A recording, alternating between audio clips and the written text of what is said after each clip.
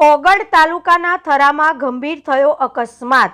Thara Deodar road ઉપર Pulsar બાઇકનું divider સાથે ટકરાતા ઘટના સ્થળે થયું મોત। માથાના ભાગે ગંભીર ઈજા થતા ઘટના સ્થળે તોડ્યો દમ। મૃતક લતીફભાઈ ઇલિયાસભાઈ સિંધી ઉંમર આશરે 32 લક્ઝરી કુવા મહેસાણાનું જાણવા મળ્યું।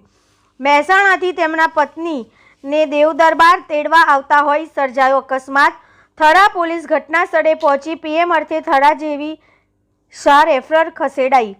ઘટના સ્થળે ટોળે ટોળા ઉમટી પડ્યા। થરા પોલીસે વધુ તપાસ હાથ ધરી। મૃતકના પરિવારજનો પર આગ ફાટી નીકળ્યું। રિપોર્ટર ઇન્દ્રસિંહ વાઘેલા, કાંકરેજ, બનાસકાંઠા। શું સમગ્ર ઘટના બની ત્યાં? સાહેબ, હું દેવ દરબાર બાપજીના બોરે રહું છું।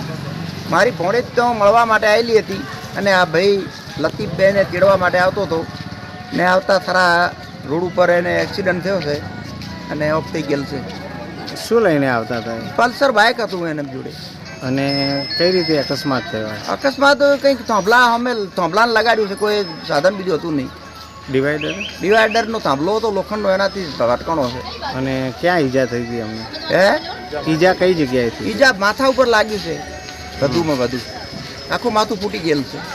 અને અકસ્માત સર્જાય ત્યારે ડેટ ત્યાં થઈ ગયું હતું? ત્યાં જ બોલ્યો જ નથી, ત્યાં જ મરી ગયો છે। અચ્છા, આપનું નામ શું છે? વલી મોહમ્મદ હકીમભાઈ દિયોદર।